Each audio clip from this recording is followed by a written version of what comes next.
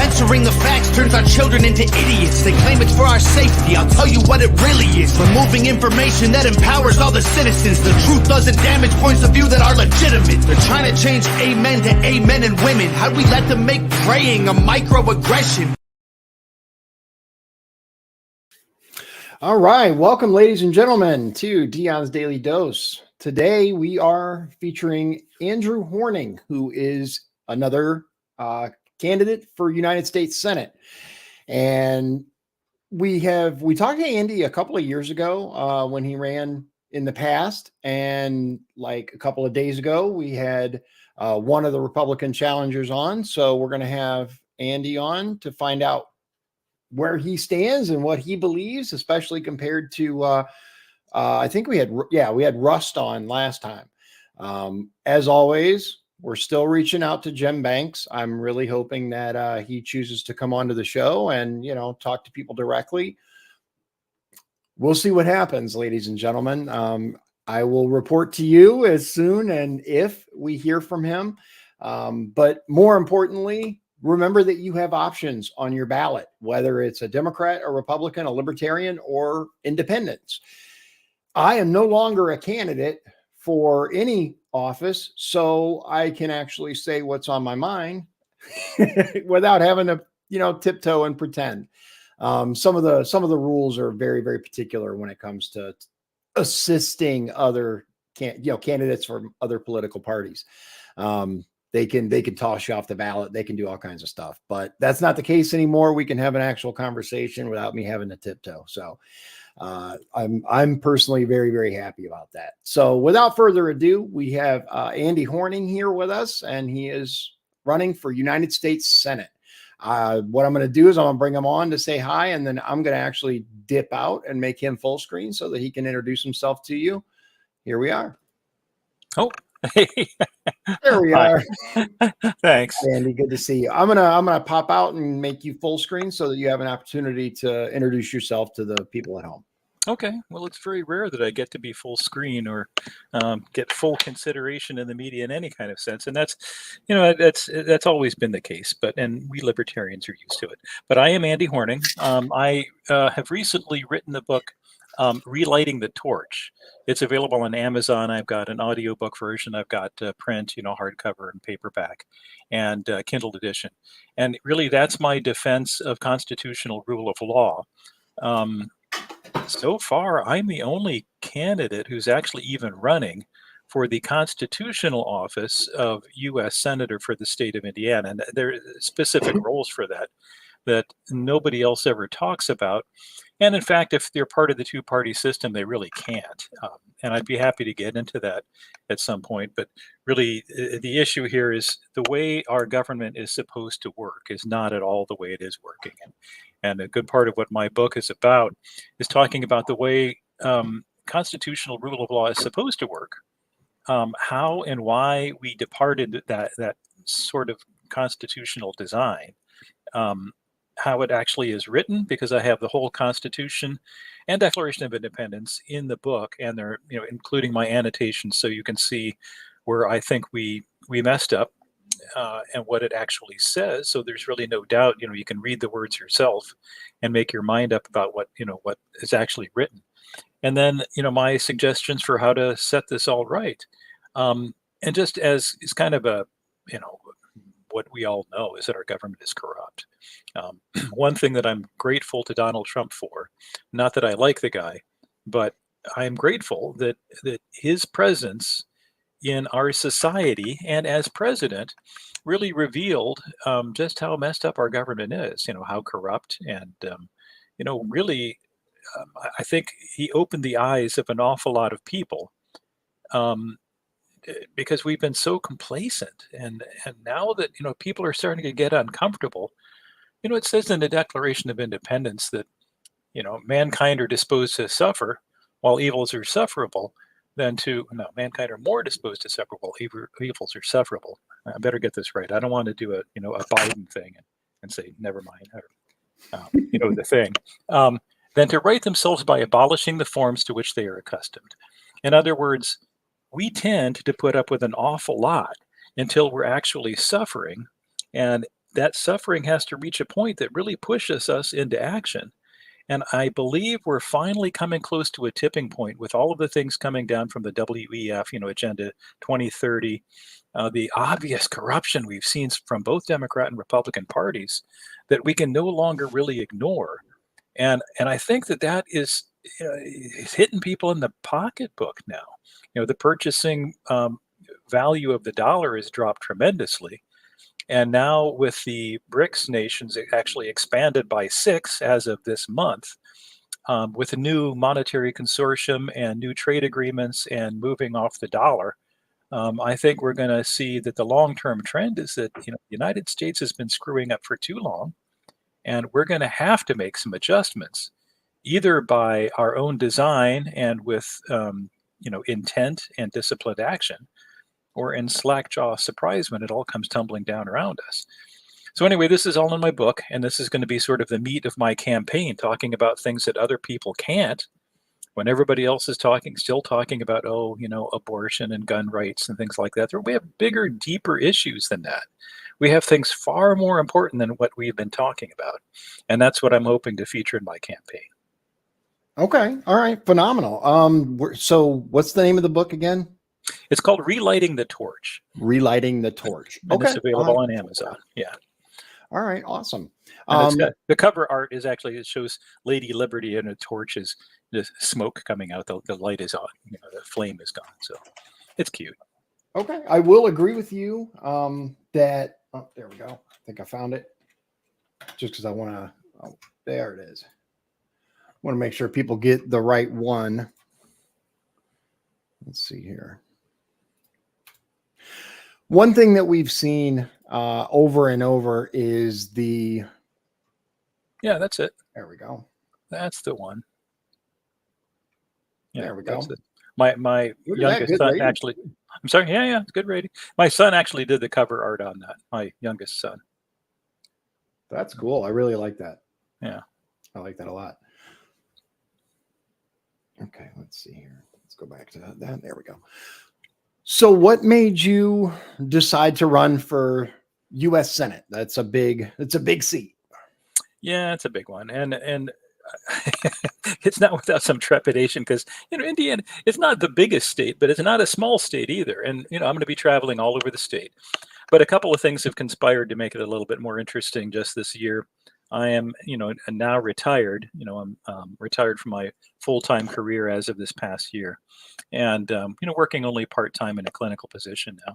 And so I'm going to have more time, and my kids are all grown and gone, and so I will be able to put a little more effort into this than I have in the past. So, yeah, it's a big office. But it's also the case that libertarians often have some of their best candidates in what they call winnable races, these lower races that even when they win them, nobody ever notices it. And it's kind of frustrating that there are now 20 elected libertarians in Indiana, and nobody knows it. Nobody knows it. Nobody knows. A lot of libertarians don't know it. And so the fact that, that we win races and nobody hears about it, and yet we're always told that libertarians can't win, even though we have won. We've had, not in this state, but in other states, we've had libertarians in the state house. We had, of course, Justin Amash was in the U.S. House of Representatives as a libertarian, only briefly. But no, it's frustrating that we have this. We play games with elections, and there's so much that's just not true. The way elections work, the way politics works is not at all the way we're told. And one of the things that I've always tried to do is let people know that our government is not, it's not what it's supposed to be. It doesn't work the way it's supposed to. In fact, you can argue that it doesn't work at all. It's inherently divisive. The two-party system is, obviously inherently divisive, and it's tearing us to bits. And we really ought to be thinking about, tearing it to bits. Oh, I wholeheartedly agree. One of the things that I noticed when I ran for office is it's not even really a two-party system. It's more of a uniparty system. And I didn't understand what that really meant when I first, dipped my feet into it.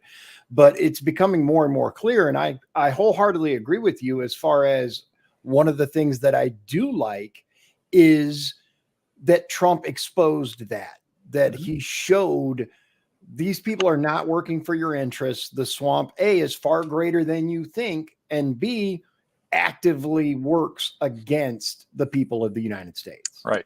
And that's where, that we've been warned by lots of presidents even. So, you had Eisenhower was famous for the military industrial complex, but in that same speech, people keep forgetting that he also talked about the scientific and technological elite. And, at that time, that was just really the CIA and FBI. But now, of course, we've got Facebook, Google, infinite number of ways of spying and twisting information. And the information systems themselves have been so co-opted and corrupted that, most of what we hear is lies. And the fact that, we've got more of a corporate, it's kind of a crony capitalist corporatism as opposed to anything like free market capitalism. And that's where it's difficult to talk about free markets because people have the wrong idea about what we've got now.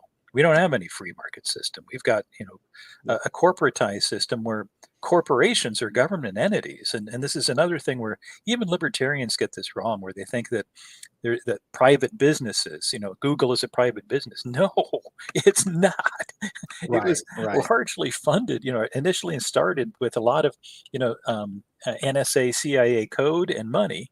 And, the fact that they've been cooperating with government ever since, Facebook, Google, all the big tech giants had a lot of money and expertise and influence from our spy agencies. And because now we've gotten to the point where our legislatures don't write laws. And I mean, most of our laws are written by unelected bureaucrats and executive agencies. And most of what we think of as the way laws are written is bunk because, you got like 20-year-old interns that are doing a lot of the writing with input from lobbyists and bundlers. And, you have full-time staffers, partisan staffers that outlive all of these politicians. And they are far more powerful in crafting law than the politicians themselves. Oh, so, absolutely. You look at these multi-thousand-page bills, which, they're horrendous. And I talk about all this in my book, of course, but the gist of it, really, I mean, if you get right down to it, is that our government is ungoverned. There are no rules that are recognizable to any of us. Really, it's just all based on, what the cronies want, and it's shocking how powerful people like Klaus Schwab and Bill Gates and people who are not at all elected, how much power they actually have on our government. And of course, China. China's got tremendous power in our government. So that leads me to one question that I have for you, which is, what do you think the greatest geopolitical enemy is for the United States right now? Well, we don't need any enemies other than ourselves. Thank you. Okay.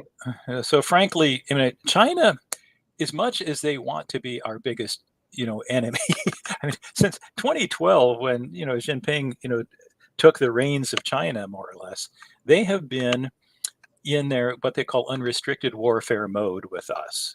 And that's there's no secret about that. And they've been, it's in some ways subtle, but it's not like it's not obvious too.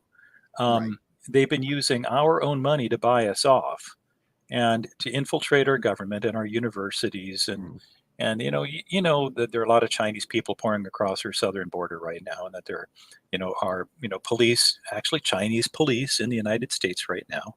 And it's not like this is a secret, but it's all our fault. China has got tremendous internal problems, and they are fairly fragile right now in a lot of ways, and really empowered only by our foolishness. So, you look at what happened with the recent BRICS summit, where it was originally, just the original BRICS nations, but they just added 6 more, including Saudi Arabia. And so you've got Russia and Saudi Arabia and Iran that, I mean, now they control like half of the world's oil supply between, in the BRICS nations. And you look to see what, BRICS nations have been doing compared to the previous, G7, nations. that used to have the lion's share of the global market, that's now moving in the opposite direction pretty fast. Yeah, so you brought that up there. You've got the BRICS, the original BRICS nations were Brazil, India, China, South Africa, Russia, and now that they have added Argentina, Ethiopia, Iran, Egypt. Yeah, there you got it. Saudi Arabia. And now, they're now member states. However, they've got trade agreements with a lot more nations than that. And so initially there were, I remember, like 100 nations that were invited to the BRICS summit, and 6 were invited to join. And the agreements now that they're crafting, while some people object, there are those who say that the BRICS summit was like what they call a nothing burger. I hate that term, but a lot of people think that it's no big deal because there were BRICS, people invited to the BRICS summit who did not like the idea of opposing the United States. They were thinking more in terms of strengthening their own currencies and so on. But the fact is, they are replacing the dollar. I mean, that has been happening for some time already. And in fact, you look to see what happened when the EU formed and created the euro. The dollar dropped by, something like 46% almost immediately. And the amount of reserve currency that the United States, our share of the reserve currency dropped from like, I remember what it was, like 80% down to 40 some odd percent now, because the BRICS nations and the EU have taken over a lot. So we're going in the wrong direction fast. And if you think that the dollar is not backed by anything but the petrodollar system, and that's largely been because of Saudi Arabia and the OPEC nations, which are now, now joining BRICS. Yeah, now in BRICS. What's going to be the market for all of these inflated dollars that have, people have been forced to trade in dollars for oil, and now it's already being replaced. And the SWIFT system that we used to use for tracking, who was doing what, well, they're creating their own system as well. So we won't even know, we don't know exactly the financial implications and won't for a little while. But the direction is obviously ominous. And I'd actually just sent out a press release about this just this past week. And I'm hoping that, people will start paying attention, because what's happening there is a reaction to bad U.S. foreign policy and, domestic policy, but mostly foreign policy, that where the nations that we've been trying to leverage with the U.S. dollar and with our embargoes and with our trade deals are now doing an end run around us. And they don't need, if they don't need, they say, fine, you keep your U.S. dollars. We've got our own money now. Fine, you keep your oil market. You keep these trade agreements. We're making our own. And what do you think the solution is, assuming you win, right, and you get in? What can you do as senator to fight back against BRICS, or utilize it to where it's not so catastrophic? I'm not sure that any one individual can stop it, obviously. There you go. But, and here's the sticky thing. There is nobody within government, no single person really has got a whole lot of power inside. Really, what would be different is if I won the Senate seat as a Libertarian. I run as a Republican before. The only election I ever won was as a Republican, and I won pretty convincingly with a lot less money than ever. I had more people on my side, and it was a good team and a great team. But the fact is, if I had won the general election, which I probably did if only living people were counted, if I had won the general election, I would not have been able to change anything any more than Thomas Massey can, or Ron Paul can. The difference would be if I win as a Libertarian, that would be a crack in the edifice of the two-party system that nobody could ignore. That would be suddenly the case. The first Libertarian who actually got elected into a federal office, Justin Amash got elected as a Republican and changed to the Libertarian Party, and some people say that's kind of cheating. So if I got actually elected as a Libertarian into the U.S. Senate, I would have a microphone in my face all the time.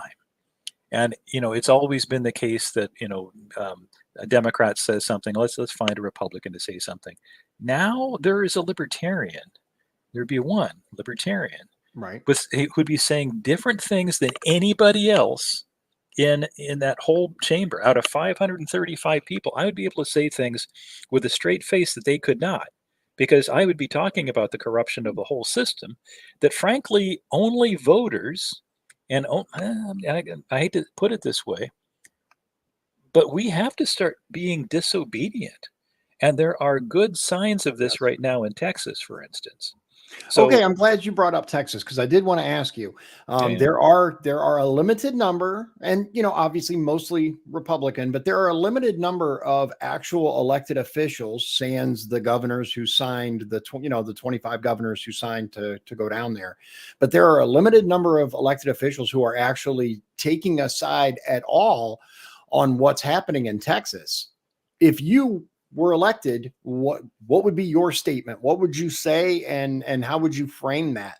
well, even before any of this happened, I already put down in my book, and I've had it in my annotated constitution that it was available online and in apps for some time, that the constitutional case has already been made that states have authority over their borders. The federal government has very little. The federal Mhm. government has a duty to protect states against invasion. That's written down very specifically. Mhm. And the otherwise, the federal government has the authority to determine the rules of naturalization, but they are not ever supposed to prevent a state from protecting itself from invasion. And Yes. that's where the states also specifically in the federal constitution have a right to protect themselves against invasion. And I'm not a fan of Greg Abbott. He's not a constitutionalist. No, he's And the not. Texas Constitution itself has been amended so badly over the generations that it's a torn document anyway. But I want to stop you real quick because yeah, I couldn't get this in before, and I think this is the perfect opportunity. I ran across something actually online that was edited. I shouldn't say edited. That was written down, added to by you, and it's the Indiana Constitution annotated by you. And you and we had a show before, but I'm going to say reading what you wrote, and I'm going to put the link in here for people to find it, because reading this gave me a much better insight into your mind and a much better insight into what true constitutionalism is. You did a phenomenal job on it. I cannot give you enough credit thank you. for it, I appreciate because it. I shared it with everyone I knew, and I was like, you guys have to read this. Like, this is the same guy that was on my show before. And you could feel the passion. So I'm just going to drop that link real quick. Sorry to cut you off. By all Oh, no, means, no, no. continue. And I need to update that. I had both the U.S. and state constitutions on that same blog site for decades, and I have not updated the Indiana Constitution since the last stupid amendment. So I should update it, but I did update the federal constitution annotations, but it's in my book now. And so while it was available for free on my blog site before, now you got to buy my book to get my annotated constitution. But I've got an annotated constitution and Declaration of Independence. So if you want to get a taste of my hellfire and brimstone for constitutional rule of law, it's all in my book. And that's where the case for what's going on in Texas couldn't be more clear. And the Texas Constitution is a little bit unusual in that the Texas Constitution's Article 1, Section 1 actually specifies that they reserve the right. They don't use, their presence in the Union is dependent on all states being guaranteed a Republican form of government. That is, a republic. And people used to know what the word republic meant.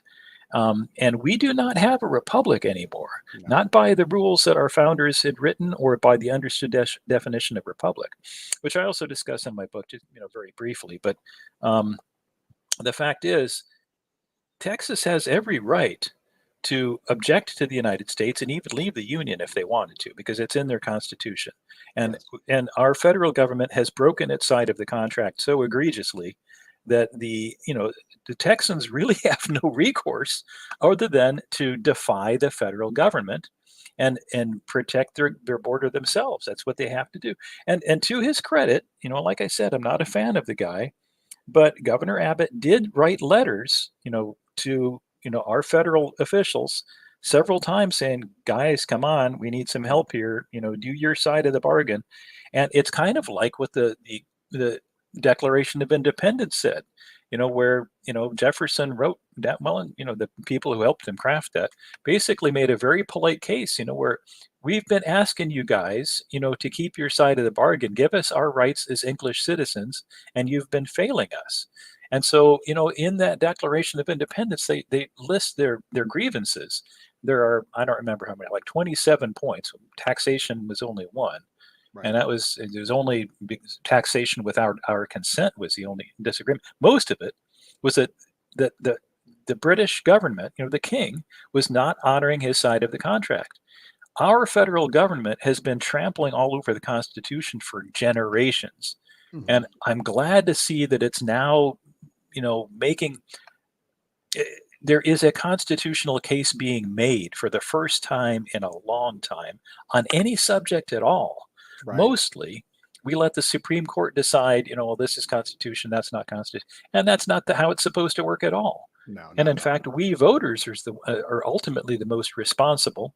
And we're the ones who own, it's we the people. We're the ones. It's right. I see those words right behind you. We the people. And so we're the ones who have all of the accountability. We have all of the power. Government is our collective abstraction. We're the reality in all of this stuff.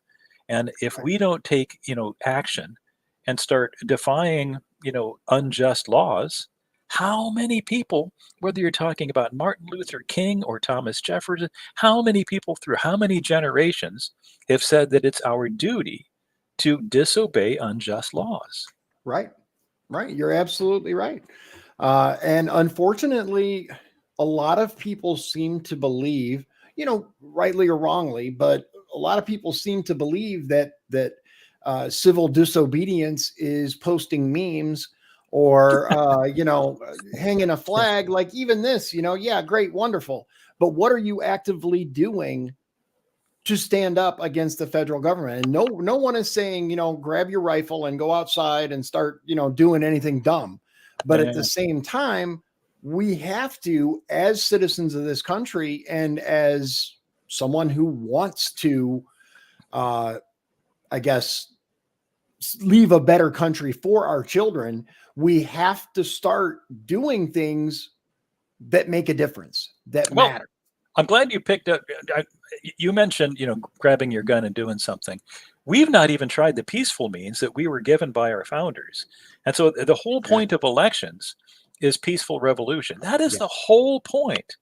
We're not, this is not about hiring politicians. Everybody's got politicians without elections. So, they hire themselves if you let them. The point is, we are supposed to fire them. And we never do that. I mean, look at the incumbent reelection rate in the U.S. House of Representatives. The last several cycles, it's been hovering around 98% or more. And that's inexcusable. Especially when you look at the polls that show I forget the exact numbers, but somewhere around 8% of people, 8% of people believe that the Congress is working towards, for the American people that have, I think it's that have faith in Congress or whatever, like 8%. Yet we have 90+% reelection for incumbents. The two are at war with each other. The graphs have gone the wrong way. When we had, lower reelection rates, the approval rates were higher. And so if you're looking at the graph, the approval rates go like this and the reelection rates go like this. The reelection rates for both houses of Congress have not gone below 80% since the 1980s. And that's ridiculous. And absolutely. And you have all these people saying, oh, I wish we had term limits, but then they go and rehire the incumbents. And the whole point of, and in fact, just so you know, in my book, I also have a fairly long chapter about the history and nature of the two-party system and how bad and unconstitutional and destructive it actually is. And the fact is that, we were warned from the very beginning about having only two parties. We were warned against having parties to begin with. I mean, George Washington's farewell address was famous for a long excoriation against political parties and factions. And the fact that, we have gone against all of that, all of their warnings. And, we didn't used to have, primary elections. We didn't used to have just Democrats and Republicans. Before World War II, we had, granted, they were mostly socialist governments that, a lot of the Socialist Party was very big in the United States. It basically, the socialist movement started here before Marx and Engels, made it, a Europeanized phenomenon. You could argue that there were some French that started it, before the Owenites of New Harmony, Indiana. But the fact is, Indiana was a hotbed of socialism. And we had the Owenites, we had, a presidential candidate who got, a pretty high percentage and, around the turn of, 1900s, Eugene Debs.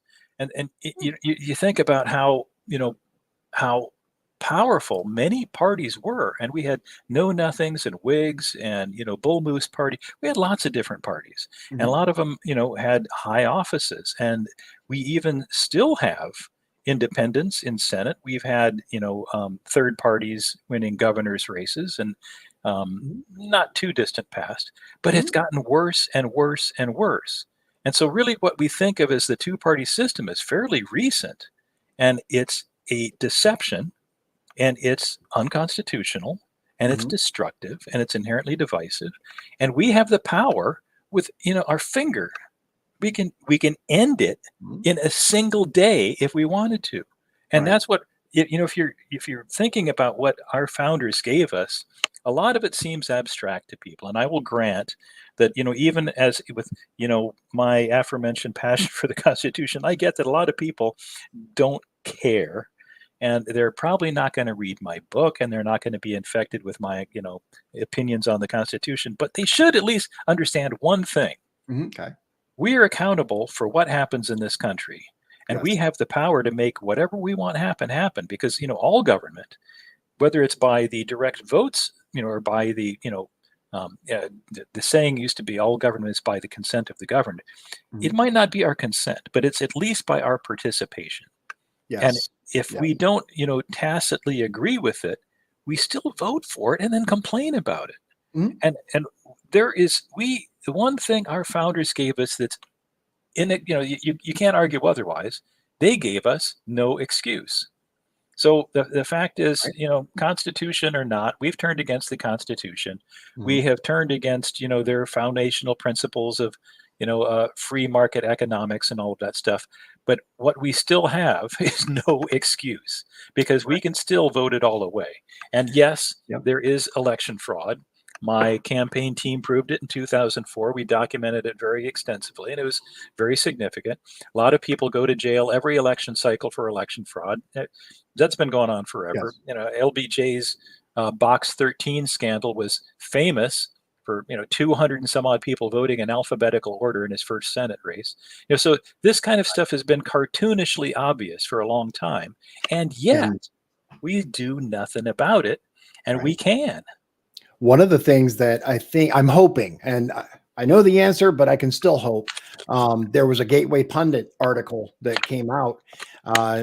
Guy reprogrammed a voting machine with a big pen. I shared it. Many other people have shared it, and I'm hoping. I'm just clutching to hope that at least, if nothing else, the people that have been crying, "There's no evidence. There's no evidence," will at least read the article, look at it, and allow your mind to open just a little bit, because regardless of who you like, if you like Biden, if you like Trump, if you hate them both, at least open your mind to the possibility that none of these people are working for you.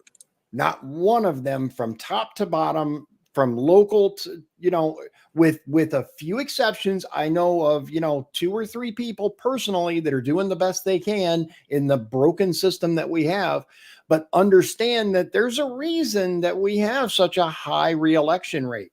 There's a reason why people are so unhappy with what's going on right now, but yet nothing seems to change. Part of it is the system, but part of it is our unwillingness to get involved. Even after these people are so unhappy and so angry with how the 2020 election came out, the 2022 turnout was abysmal. The 2023 turnout for Michigan City municipal elections was abysmal. Get your asses out there and vote, people. I'm serious. Like, it's so frustrating. Well, I'm only going to push back a little bit on that, By because all means. we don't want everybody to vote. You know, the fact is, there are a lot of people that very proudly have exclaimed to me, "Oh, I'm not interested in all of this politics. Oh, I don't want to hear about it, but I do vote." And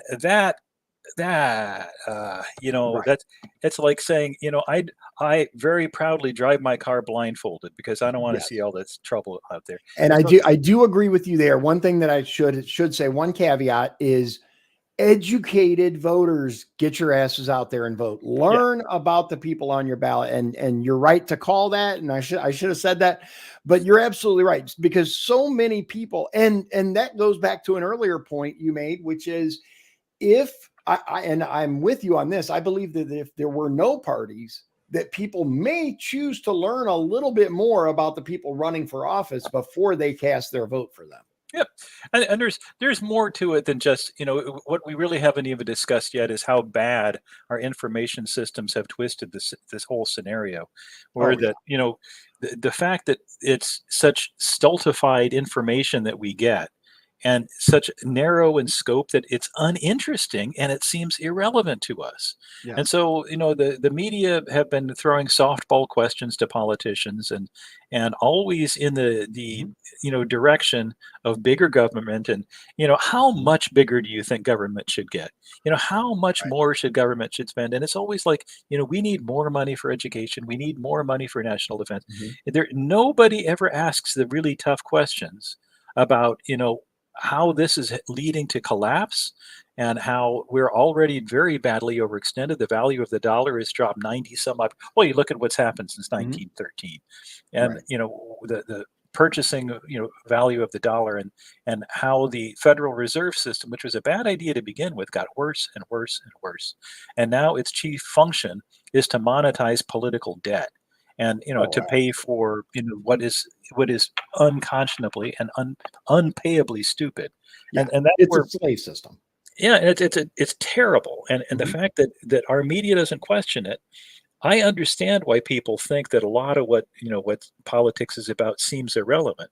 But that's it, coming back to what I said early on, where mankind are more disposed to suffer while evils are sufferable than to right themselves by abolishing the forms to which they are accustomed. And so, in other words, we are so used to this rotten system. We're used to being lied to. We don't expect any better. And in fact, you know, I keep hearing, you know, from everybody, oh, all you politicians are alike. How would we even know? It's all the same politicians we keep reelecting. We don't give anybody else another chance. And that's where, you know, if we were to use our power, in fact, let me put it another way.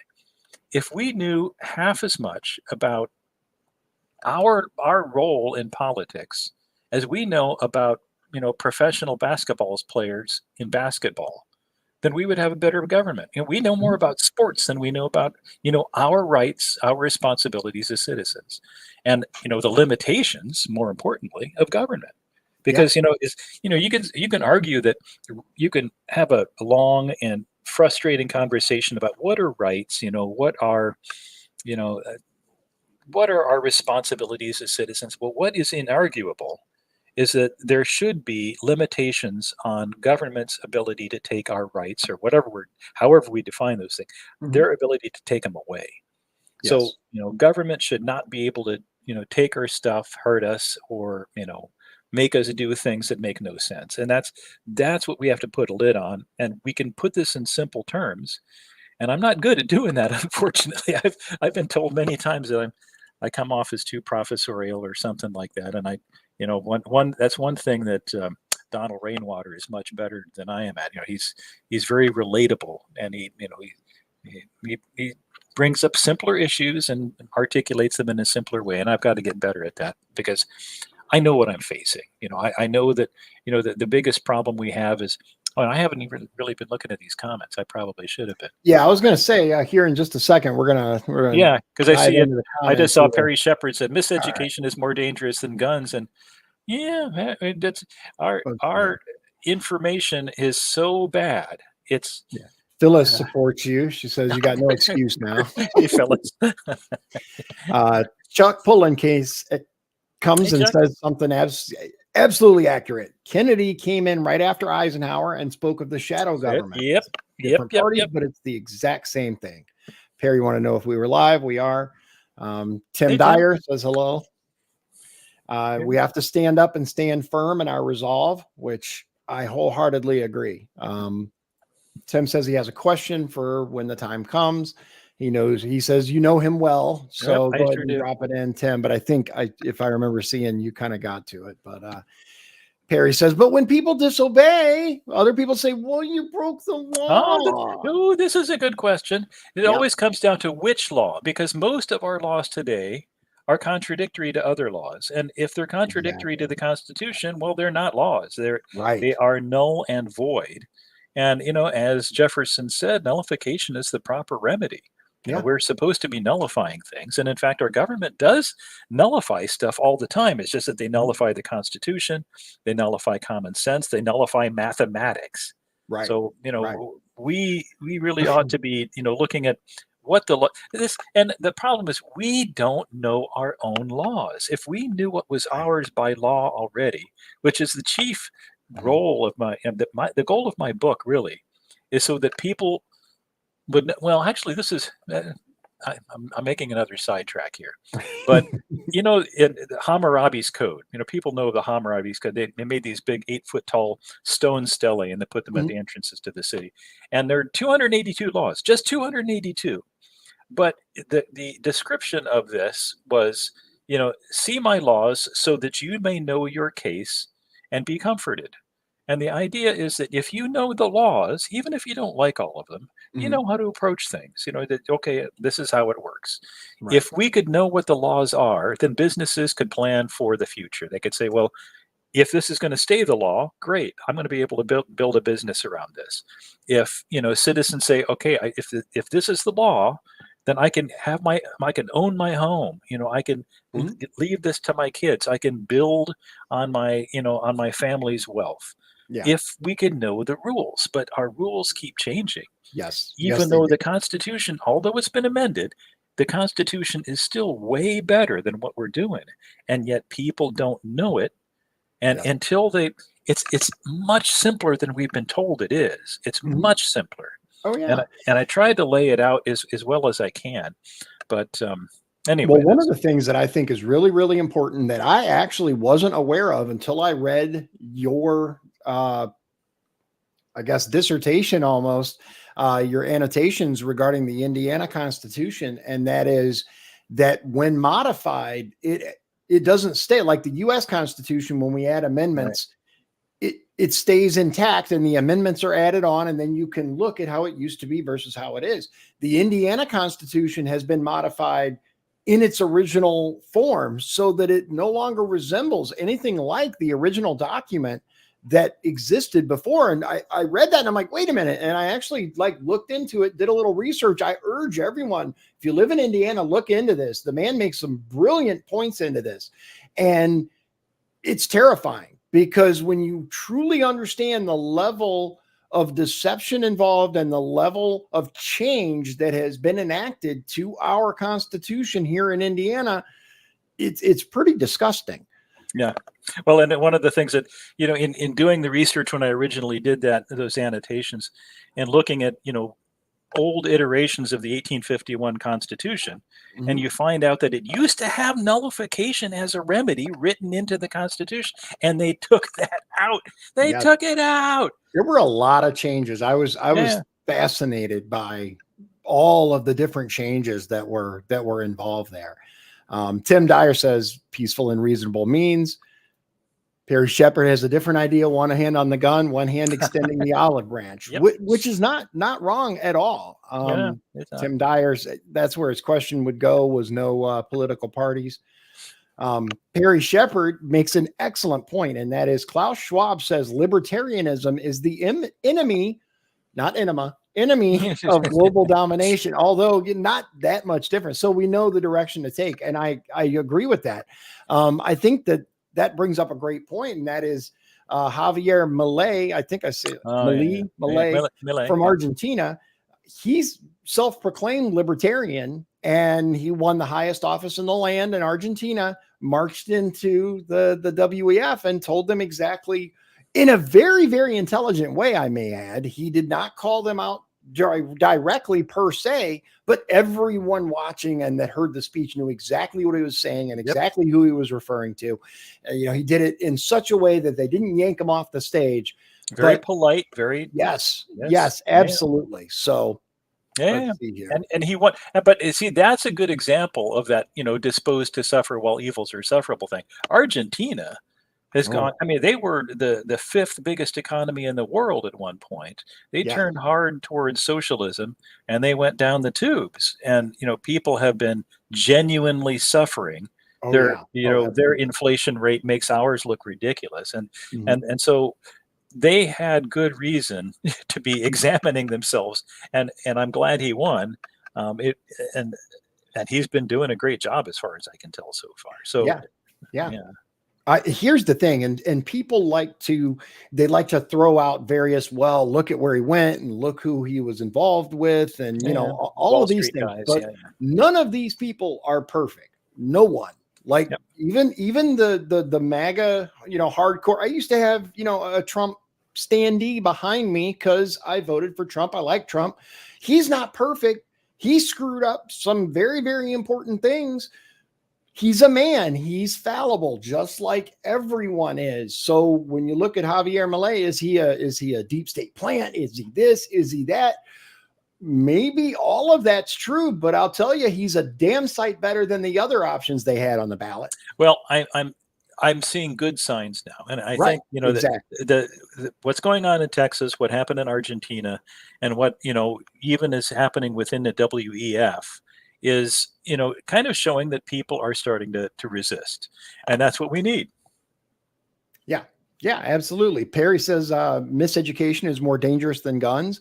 And it is in many ways, because a single firearm can only hurt so many people, but miseducation spreads like a virus. And, next thing you know, you have people who can't, who can't even identify, who can't solve basic math, who can't identify where the Revolutionary War happened. I don't know if you've seen some of these YouTube videos where they go out and they interview college students and they ask them the simplest, most inane questions, and they struggle with it. One that I just recently saw was, if a car is traveling at 80 miles an hour, how long does it take to go 80 miles?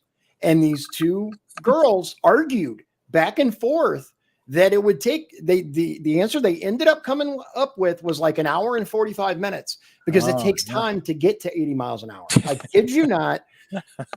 It was painful. It was absolutely painful to watch. Yeah. Yep. Well, I guess I just saw a question from Tim that I guess is this the one you wanted to ask me, that running as a libertarian versus running as an independent. This is actually in my book also. Okay. It's actually almost impossible for anybody to run as an independent in Indiana for a statewide office. Nobody's been able to do it in decades. And there's a reason for that, because if you run as a Republican and you have to get signatures, it's hard, but you can, you've got a whole party to help you all across the state. You've got precinct committee people, all this kind of stuff. They can help you do the balloting, and you don't have to spend a whole lot of money. If you're an independent and you don't have that statewide organization, and you have to get twice as many signatures, they didn't make it so you have to get the same amount of signatures as a Democrat or Republican. You have to get more signatures to get on the ballot. And you don't have the organization to do it. You have to spend a lot more money. And some very, very wealthy people tried to run as an independent for statewide office, for governor and U.S. Senate in recent history, and they all failed. And in fact, even getting on the presidential ballot as an independent, even if you have a national organization, you have to go state by state to do the same balloting operation. Nobody's been able to do it here. Indiana has among the best constitutions, but our Indiana code, and this, I want to make a point here. A lot of people think IC is the same as Indiana Constitution. When you see IC, section this, subsection that, that's Indiana code. And Indiana code is largely unconstitutional. And if you look into the whole section 3 of the Indiana code about elections and partisan party and election rules is almost entirely unconstitutional. It's really bad. It's changed a lot. And the fact that it's even unfair that libertarians have an exemption that puts us in a different category from other parties. We have our own category. So we've got the Green Party, which is a registered party in Indiana, but is not in the same class as, they don't have automatic ballot access like libertarians do. And so we've got 6 categories of human when it comes to ballot access in Indiana, depending on what political party you're in or whether you're not in any political party at all. And that's nuts. And so to answer your question, Tim, I would love to be able to run as an independent, but the hurdle of just getting on the ballot is I certainly couldn't do it. Plus, it's practically insurmountable. And plus the overhead. I mean, it's hard enough to get media as a libertarian, but at least we get in the debates. Most, not all of them, but we get in debates. And so for U.S. Senate, there may be only one debate. If Jim Banks says no, well, I'm not going to do any more debates, they'll probably force him to do at least one. But the sort of the high-ranking, the fancy pants candidates, often they win by hiding, and if they can hide until election day, they generally win. And if they can keep from getting themselves exposed to difficult questions, that's their best tactic. And that's why we've seen a dramatic reduction in the number of debates, and concomitantly, unfortunately, the number of people who show up and tune into debates. I don't know how many public forums I've been to where the candidates and the candidate teams outnumber the number of voters in the audience, and that's also inexcusable. Oh yeah, I've seen that personally when I ran. By the time you factored in all the people that were there, family of candidates on stage, and you had a couple of media people, there were a handful of people in the audience at best that were not connected to one candidate or another.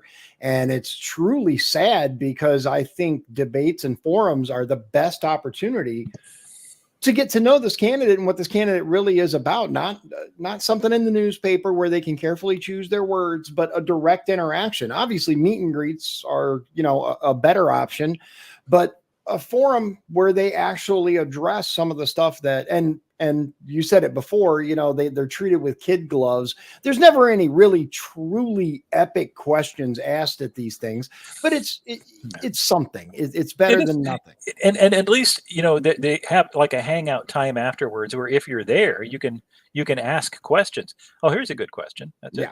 How do I feel about the reason case? you can guess by everything I've said previously what I think about that. I mean, let me be clear. I actually have I had a press release about that I've sent before. I'm going to send it out again. I believe the FBI and CIA should, like as in the words of JFK himself, be torn into a million pieces and scattered to the wind.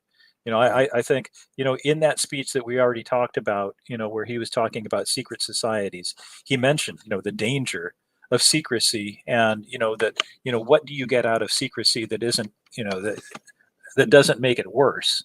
And we have got a terrible problem with our spy agencies. They were corrupt from the very beginning. Even before the beginning of the FBI, when it was still called the Secret Service, and the Secret Service is morphed into something else. But before, Secret Service used to do everything with counterfeiting laws and all of that stuff, and that's where they used to they would duplicate telegraph lines to tap into conversations. So even way back in the days of telegraphs, there was spying that was done without warrants.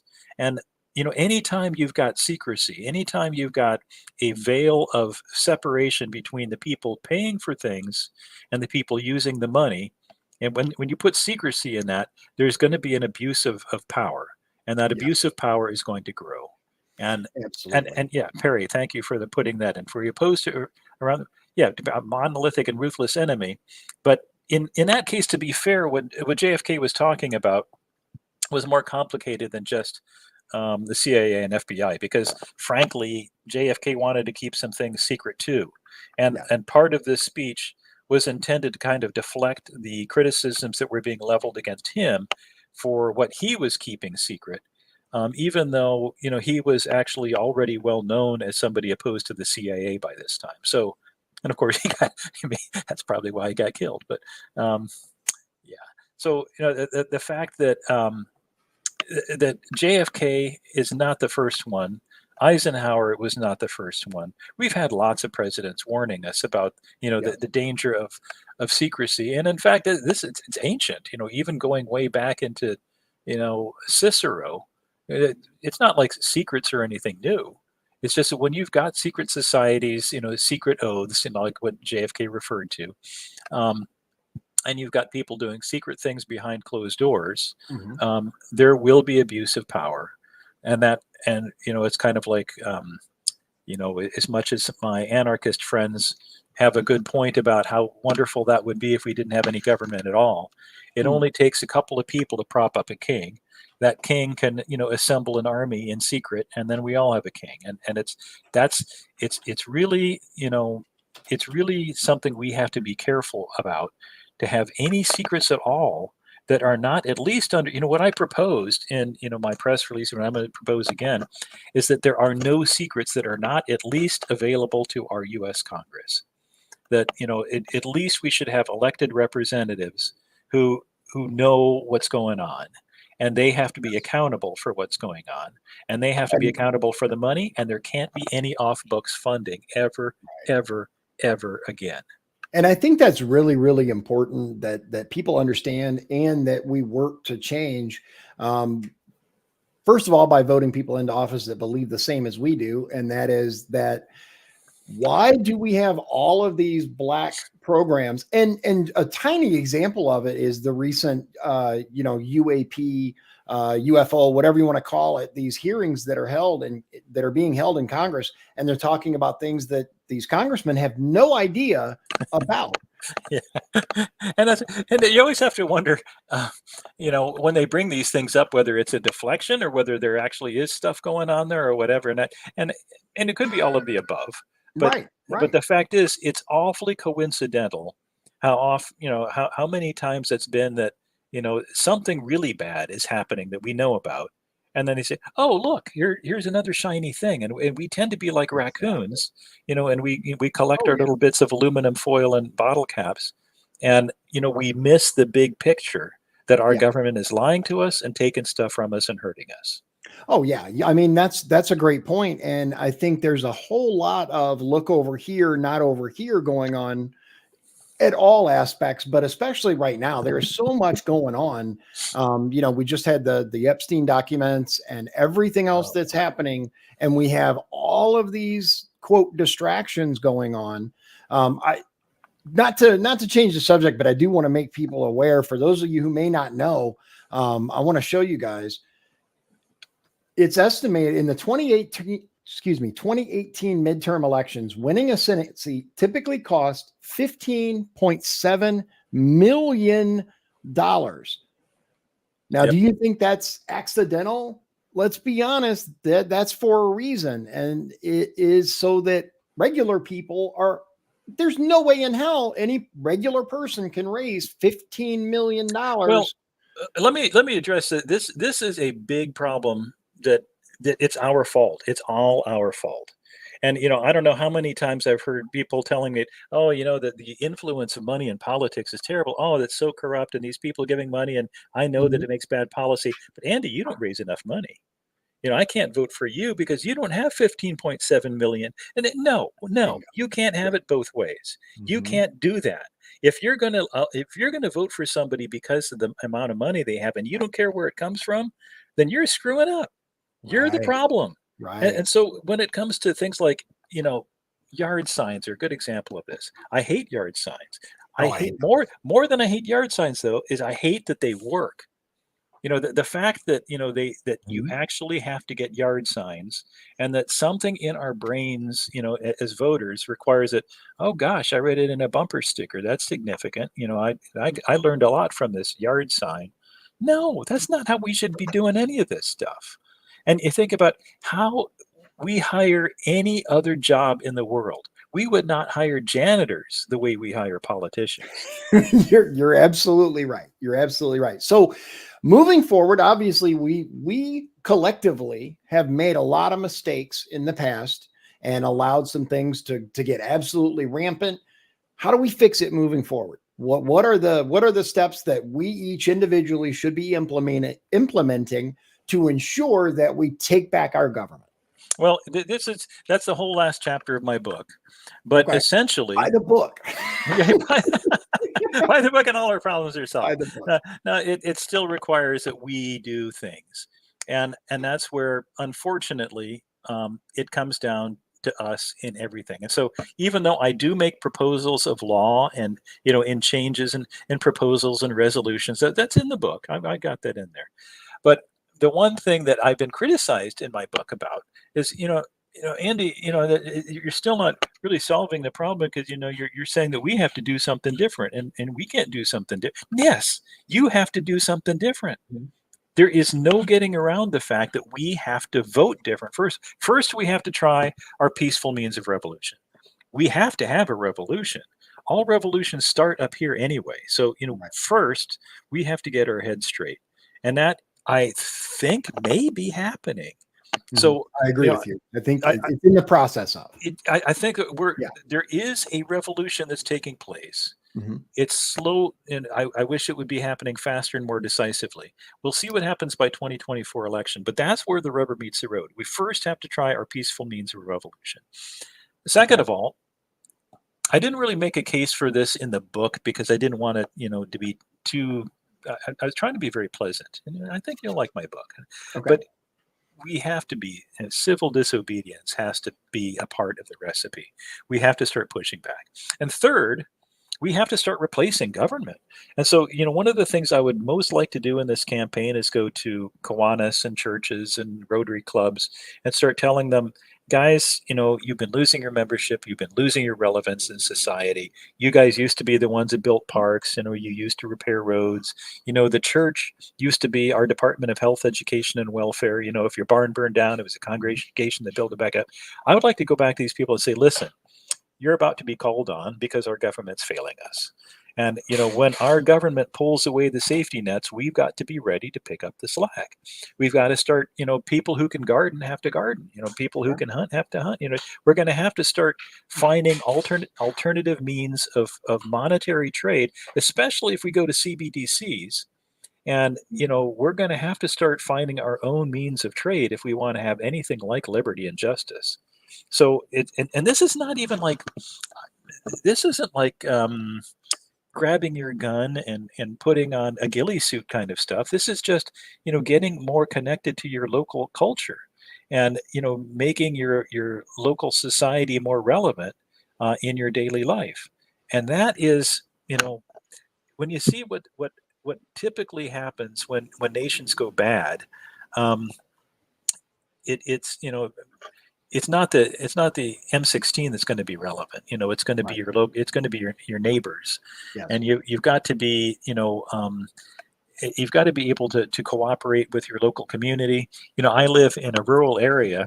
I'm just surrounded by farmers. I live on a farm. It's going to be easier for me than it's going to be for people in cities. Yes. But people in cities are going to have to work extra hard to find alternative food sources and things when things go bad, because things may, in very short order, go very bad in ways that we have never experienced, certainly not in our lifetimes, and maybe not ever in our country. Right. And I want to jump in real quick, because a lot of people have this, I guess, misnomer or this misconception that it has to be this that causes things to go bad, or it has to be this big epic thing, whether it's a civil war, whether it's, a stolen election, whether it's this or that, and things are just going to suddenly devolve. the big thing that people need to realize, look, I'm from Louisiana originally. Look at Hurricane Katrina. Natural disasters are just as capable of creating civil disorder, unrest, and the breakdown of our system as some man-made event, whether it is hurricane, tornado, any of these things. And yes, there could be, an attack on a power grid or something, but there have been countless examples of natural things that happened that caused the society to break down. And one of the most critical things, in my opinion, that you can do is have a network of Absolutely. friends and family, neighbors that can come together in that circumstance in order to defend and protect one another. Absolutely. Absolutely. And that's where, and in fact, Perry just made a comment here, the violence between left and right it's kind of happening. That the left has already made promises. In fact, we're going to be taking this to the streets, and they sure did it in 2020. Yes. And really, one of the things I would love to be able to do on a debate stage, and I've done it before on a debate stage, where I'm almost like a marriage counselor between, the Democrats and Republicans. Come on, you guys, this is ridiculous. Yeah. We don't need to be doing this. And that's where, I'm always asked. In fact, was that just last night? Somebody asked me. Yeah, just this last night, somebody was just asking me, all right, who would you caucus with? Well, look at what happens even within the parties. They have caucuses and sub-caucuses within the Republican and Democrat parties. They got Black Caucus. The Republicans even have like log cabin Republicans. They've got all kinds of little mini caucuses left and right. Right. Why don't we, just look at this in a reasonable way and say the idea of caucuses, I mean, it's kind of inevitable. It's like political parties. We're not ever going to really get rid of them because it's, right. We're tribal species. It's just how it is. But I will caucus with whoever's right. If somebody's saying something right. I mean, I even said this last night when even AOC is right sometimes. She's been occasionally notably right sometimes, and Bernie has been notably right sometimes. And so, who I'm fascinated about that has been right a terrifyingly large amount of time recently, and that is John Fetterman. Well, the conspiracy theory about that is that he was replaced by a clone, but right, or a mask or a clone or something. Yeah. Everybody's replaced. Everything's a television show or whatever. Yeah. Look, I don't know. What I do know for sure that's unarguable is that he has said some wrong. Absolutely spot on things lately that have made me go, is that the same guy? Yeah. Well, and then we've got people like RFK, who's actually, RFK Jr., who has been saying a lot of really good stuff and making people think about, maybe this two-party, maybe I don't have to vote for either Democrat or Republican because this RFK Jr. going out on his own is doing pretty good. So I don't know if you probably know about it, but one thing that I found very odd was instead of RFK running as an independent, he's actually trying to form his own party. Did you see that? Yeah. Called I think it's We the People Party or something. I think that's what it's called, but that could change. But one thing that I wondered is why didn't he go for like Libertarian or some other already established party? Because isn't it going to make it much more difficult? Yeah, it is. And to get on all 50 state ballots. And he did. I wish I could have been a fly on the wall when he talked to the Libertarian Party leaders. He did. And so interesting. He did meet with them. And I have a feeling the Libertarian Party probably is the side that said, you're really not libertarian enough, which would be frustrating because there are a lot of libertarian presidential candidates who are not as libertarian as RFK Jr. is. Right. RFK Jr. has actually got a pretty strong libertarian streak with some exceptions. And maybe those exceptions are what, the libertarian leaders said, sorry, you can't do it. I don't know what happened. Maybe it was RFK who said that. Similar to the way Justin Amash was talking about running for president on the libertarian ticket. And he ultimately said, you know what, there's a lot of stuff going on I don't want to mess with. And my chances are not good. And he backed out. And so I don't know what happened. I do know that the discussion did happen, and I wish I knew what happened, but I don't. I'm going to jump in here real quick because there's some questions that I want to make sure that I get to. First of all, what's your favorite restaurant? Oh God, yeah, you could probably tell by looking at me. I love eating, and that's where Me too. I. It's kind of like what my favorite sports car is. It depends on the day, and I don't know. Okay. I mean, I love eating, and I love good food. There's something to be said for good food. I mean, there really is. Are you a Yeah. cat person, a dog person? Oh, Both, definitely a neither? dog person. I Dogs. I Okay. believe dogs are from heaven. They're angels from heaven, and cats are from that other place. Perry Fair Shepherd enough. and I have had issues on this before, but Fair yeah. enough. What did you want to be when you were a kid? Like, what did you want to grow up to be? I don't even really. This is so long ago now. This is almost 100 years ago now at this point. But I actually don't remember having any strong desire to be anything when I was a little Okay. kid. I All was right. kind of blown by. I was a Gemini, and so I'm blown by the winds. Didn't have that kind of fireman versus astronaut thing going on. Fair enough. Okay, into a little bit meatier. I only got a couple of these because you answered a lot of them. I assume your answers haven't changed. If you guys really want to know, we got into a lot of these questions the last time that I had Andy on the show. Go back, watch that. But a couple things have changed since then. So, what do you believe is the number one challenge that the United States faces today? Well, it's always a spiritual battle. I mean, it's where our head is at is always is the battle, and whether you're a Christian or not, whether you're Jewish, Muslim, it doesn't matter. The issue, depending on what you call spiritual, our collective mindset is what actually a nation is. A nation is a collective abstraction, right? I mean, there is no person called a nation. And so if you're talking about, what our biggest single national problem is, whatever it is, it's a figment of our collective imagination or, our spiritual condition.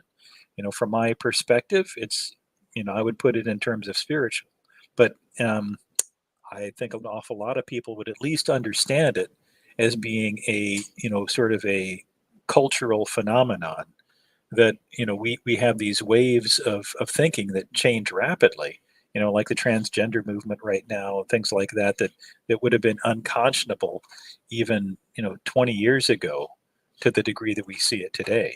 And yet, here we are. And, medical situations aside, what happened with COVID and with the drugs that we give kids to change their gender. We know that there are medical things that we're not we're lied about. Lots of Right. lies, but it's a cultural phenomenon that we're susceptible to because of where our heads at, and we have become very weak. And whatever you say the cause is, the condition of our mental psychological state is really not.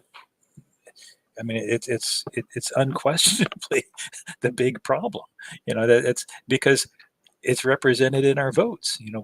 Our brain and our voting fingers are connected. Right. Right. So a big issue right now, and it goes back to something you said. I know where you fall on this, but I want to make sure that our viewers understand where you're at. You talked about privacy and, more importantly, secrecy in our government, and the fact that even Congress doesn't know a lot of things that are actually happening. Mhm. Two U.S. Democratic senators recently said that there is very little oversight going on over the NSA right now. What are your thoughts on the NSA, and would you do anything about having more oversight over the NSA? Well, I would use, in the words of President Millet, afuera, get rid of it. That it's the NSA it's a dangerous organization, and it's lied to us many times. They've been caught lying, and then they said we're not going to do that anymore. We caught them doing it again. They have outlived their usefulness, and just in terms of what the way our spy agencies work, they actually get to a point where they don't even have to do the evil deeds anymore. You see with things like Operation Northwoods and what they did with Google.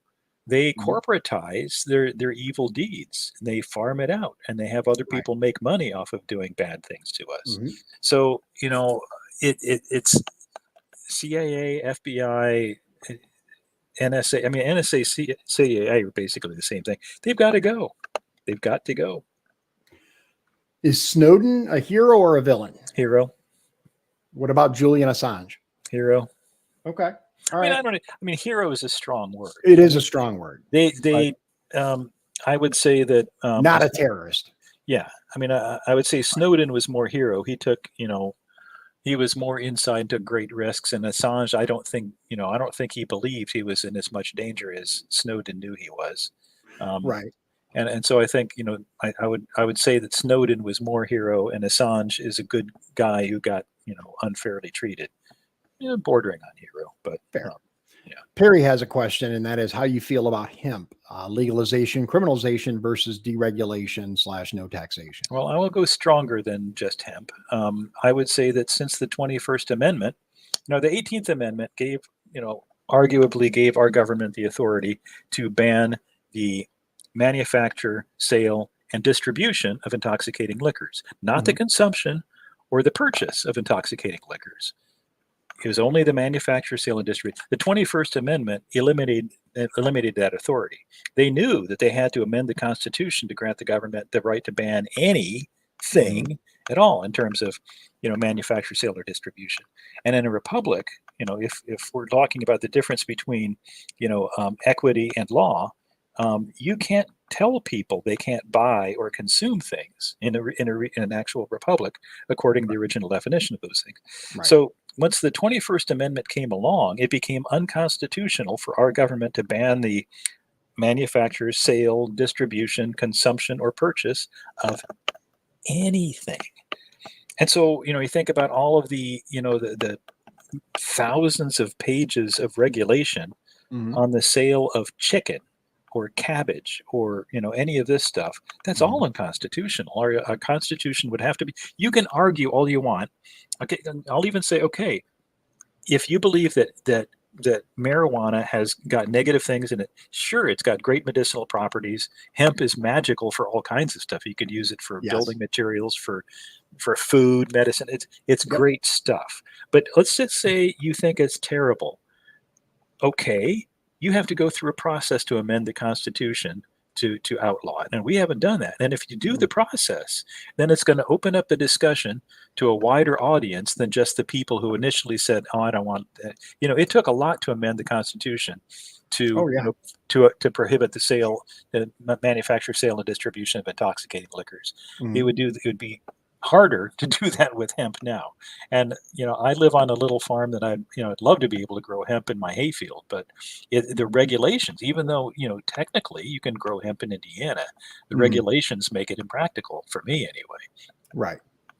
Right. It So makes it extremely difficult, and it's designed that way for a reason. yeah. Absolutely.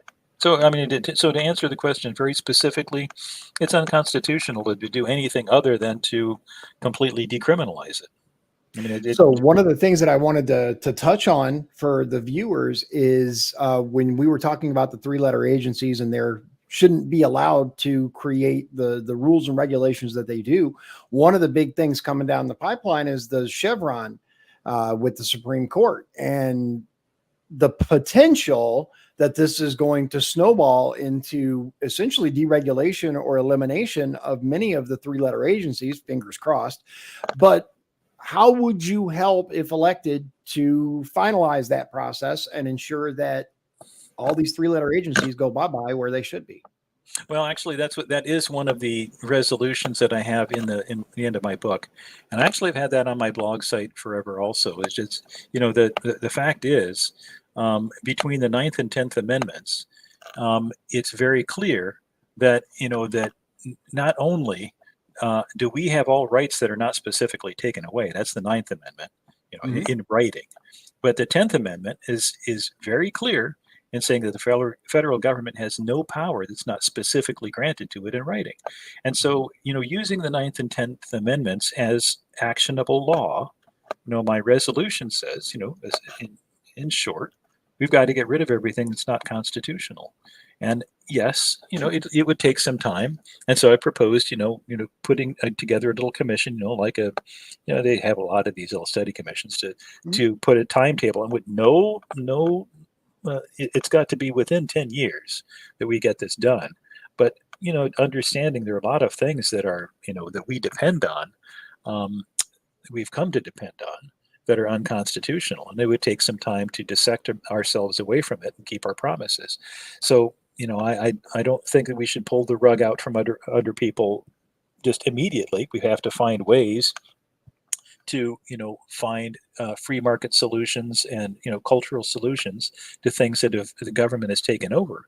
But similar to the way I was talking before about Kiwanis and Rotary clubs and churches have to pick up and start replacing things, we have to get rid of stuff from the government. We just have to.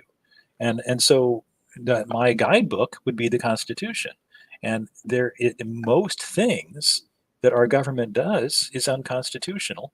Most agencies are unconstitutional. And that's where their powers, like the whole of the Department of Health, Education, and Welfare.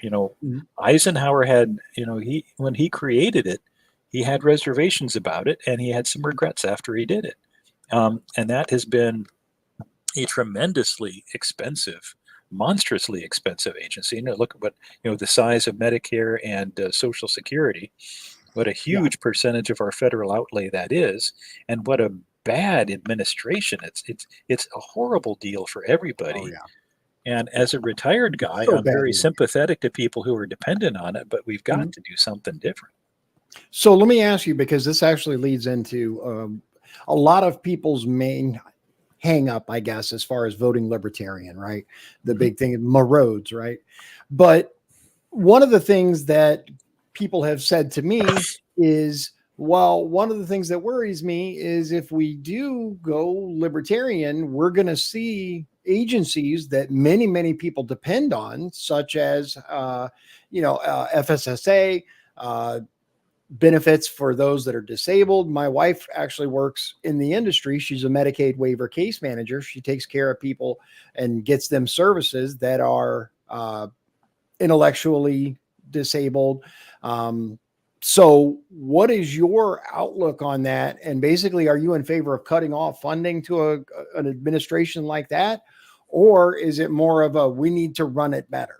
Yeah, well, I mean, like I said, it'll take time to dissect away the federal connections with things. But, look at how many things are better at the federal level than at the local level? National defense, yes. Almost anything else, no. Even Medicare is mostly administered as a state level thing with, the more local you can keep things, the more distributed and local you can keep things, the more efficient it is. The more likely it is that you're going to be able to know something about the cases that you're working on. And so in the case of like what your wife is doing, you have individual caseworkers at a very local level working with individual people. And that's the way it's got to work. And so, we have it broken down mostly. It used to be almost entirely at the county level and even more local than that, where if there was any government involvement at all, it would be at the, the much more local level. And, a good example of this is what happened to our common schools, where, initially, we were supposed to have a common schools endowed fund in Indiana. That was, the whole thing with Article 8. It even mentioned how the funding was supposed to, wasn't supposed to involve personal property tax at all. And it was supposed to be state level funding, but it was administered at the local level with the understanding that there would be equal, common schools, meant that it would be the same level of education, whether it's a poor area or a rich area. That's the whole point of having state funding. I mean, and what happened is we tied it to property tax, which then meant that rich areas got rich schools, poor areas got poor schools. And then we ended up getting federalized with the Department of Education between 1979 and 80. And look what's happened to the costs and quality of education ever since. So, everything we've done that we've nationalized, we've screwed up. And it's an inherent problem. It's not because it's not just, something it's inherently evil because it's federal. It's inherently stupid because it's concentrated and it's centralized. Centralized does not make sense. It's Right. inefficient inherently, and it's inherently going to be problematic. And when it's something where you're expecting services, and the more separation you have between the people paying for the service and the people providing the service, the worse it's going to be. I agree. I agree. Tim has a question for you. He says, what would you do about the Federal Reserve? Oh, get rid of it. Yeah, I mean, I'll get rid of it and replace it with nothing. Actually, there's a whole chapter on that in my book. And so I've got a history, the history of the Federal Reserve, what it would be like if it actually was private bankers running it for only bankers. And it's not. A lot of people say, oh, it's only, it's just private. No, there's nothing private about it. I mean, the whole point is that they federalize and monetize political debt. And Elizabeth says Medicaid is a state program, that's but true. it does Medicaid, involve the federal government to set a budget and divvy it up. Medicaid definitely is, yes. Medicare as a there's and that's just like Social Security, SSI, SSA. There's lots of different subunits of all of this stuff, but yes. And that's where, and in fact, what she's saying about Medicaid, that was originally how it was supposed to work with our state schools, where it was supposed to be state funding, and then you had local administrators at the county level, and even more local than that, that would actually divvy up the money that was supposed to be creating an equitable, same sort of education system for all of these areas. So. Yeah, absolutely. Well, it's been a pleasure having you on, guys. If you have any questions for him, drop them in the chat real quick. Hopefully he'll come back on. Let me ask you a question while they're getting those in real quick. So I know how Republican primaries and Democrat primaries work. How does the Libertarian primary work? Do you have an opponent, or are we're you not just allowed? The only one chosen? Yeah, we're not allowed in the primaries. So okay, we're specifically excluded from primaries, as is everybody who's not a Democrat or Republican. So we do what other states. Not all states have primary elections. Like Iowa caucus, they have caucuses, and that's basically what we do. We have a convention that's going to be in March, and that's when we select our candidates. But at the state level, we have it in March, and then in May is going to be the national convention in Washington, D.C., where we're going to pick the POTUS. Okay. So I guess the question is, in order for you to go on to the general, is there a process for you and your party that you have to go through? Yeah, and that's going to be at the state convention. So I'm not technically the Libertarian candidate for U.S. Senate now. That's going to have to go through a process. I mean, I might not win, but I mean, my goal is to crush the enemy and enjoy the lamentation of their loved ones. But I'm going to be probably the candidate after March 6th, March 3rd, March 6th, something early March. Oh, early March. Okay. Yeah. Well, after your hopefully primary victory, we'll be rooting for you. Would love to talk to you about coming back on, because that'll be shortly after that. I believe the Republican primary should be over. I believe June. I think no, it's before that. I think it's May, the beginning of May, May 6th. Yeah, I'm not invited. So right. Let's see here. It says. Perry says, if you're going to the LPIN con in March, then bring a friend. And Tim would like you to know that he has news. So reach out to him. Cool. As always, listen, I'm going to drop out of here for a minute and let you tell people if they want to support you, if they want to go. Okay, hold on. We got convention is March 2nd in Fishers. Chuck. Yep. Thank you, Chuck. There we go. Yeah. Everybody, if you want to, I don't know if it's open or if it's a invitation only kind of deal. How is it set up, Chuck, or do you know, Andy? Yeah, well, you can't vote, obviously, if you're not a member of the party. So it's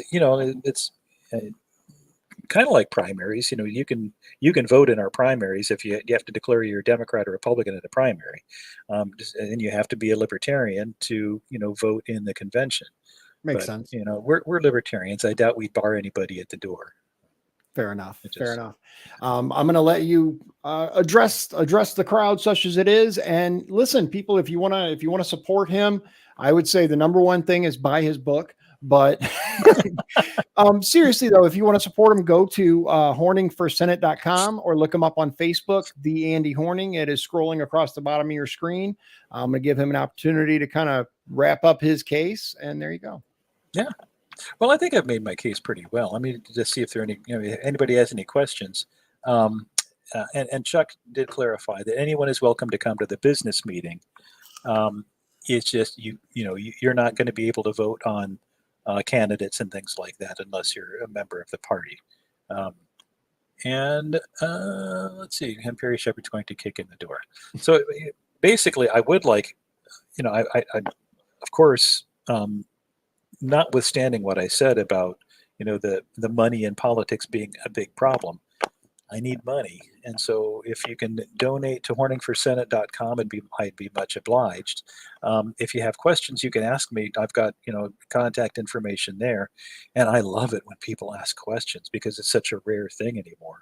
I once put my cell phone number out when I ran for governor. My cell phone went out in several, news in media outlets. So, they put my cell phone out there, and I got, I don't know if anybody wants to put in the chat how many calls you think I got from the state of Indiana when I was running for governor, and I had my cell phone out there, and how many people actually called me and took my invitation to ask me questions. That's my guess. Do you remember it when I said that? Yes, it was it was 5. That was a pure guess based on my, I've had people put their phone numbers out there, and it is shocking. A lot of people are afraid to put their phone number out there because they're afraid they'll get inundated. Yeah. And I wouldn't do it now because of nowadays, right? Spammers and all that stuff. But yeah. But I was shocked, absolutely shocked at how few people actually choose to get involved and ask questions and truly get to know the candidates that are running. It's one of the reasons why I do this show, is so that we have an opportunity to sit down with people that are one of them is going to be elected to represent us in our representative form of government, our republic. And it's shocking to me how few people give a damn. Yeah. Well, and in fact, Perry just said that he called me in 2000, and that's correct.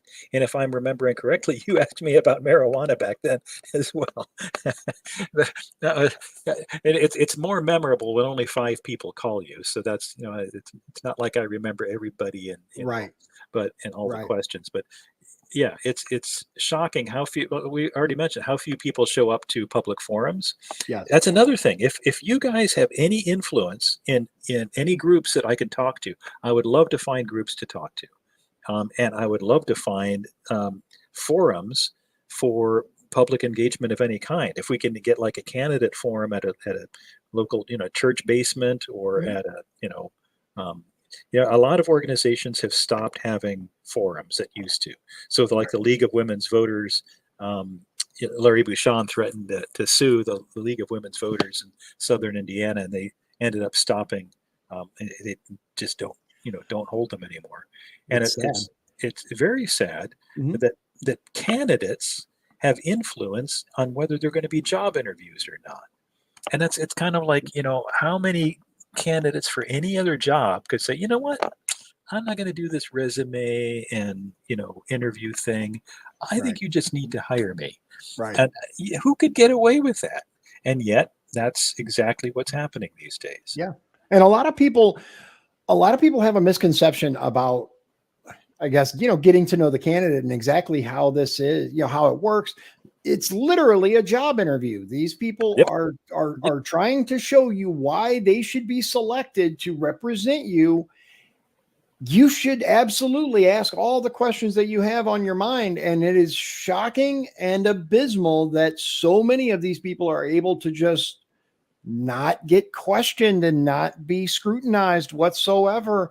They put out a couple of, they have their team handle their social media, and you don't talk to the candidate anyway, so it doesn't matter. It's disgusting. But if more people took it seriously and more people looked at it as the job interview that it is, I think we would have very different representatives instead of a simple popularity contest or who can throw more money at it. And that's why I'm putting the call out to you guys. If you know of any groups that I can talk to, I would be much obliged if we could arrange something where I can get in front of the group and do what we're doing here.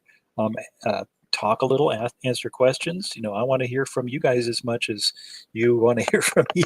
I'm right, sure. Absolutely. And I want to put it out there. If anybody isn't sure how this works, they don't know how to do something like this setup right here, I am more than happy to host. I don't even have to be involved. You're more than welcome to use the setup. I'll set everybody up and just not even be involved. I am personally a huge proponent of getting to know your representatives and the people on your ballot. So it's out there. Feel free to contact me or the channel by all means. Thank you very much for appearing on the show and taking time out of your evening and your campaign to talk to us. And we wish you luck, and we'd like to have you on again. Thank you very much. It's great talking to you. You too. Look forward to it. See ya. Bye-bye.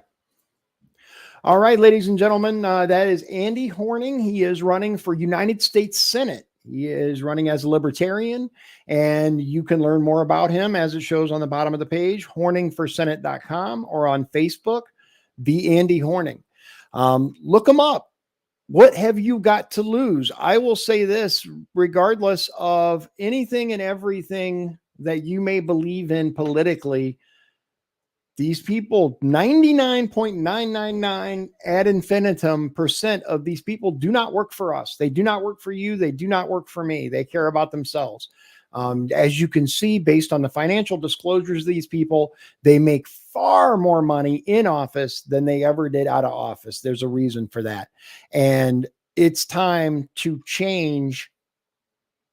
It's time to change the formula. It's time for us as people to wake up. It's time for us to vote differently.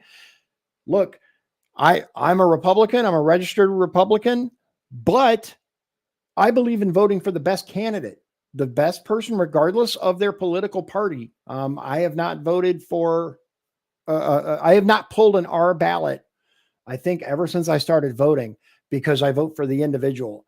I also don't like, I don't like that method of voting for a variety of reasons. It causes so many problems. But anyway, Chuck brings up a good point. Could libertarians do any worse at this point?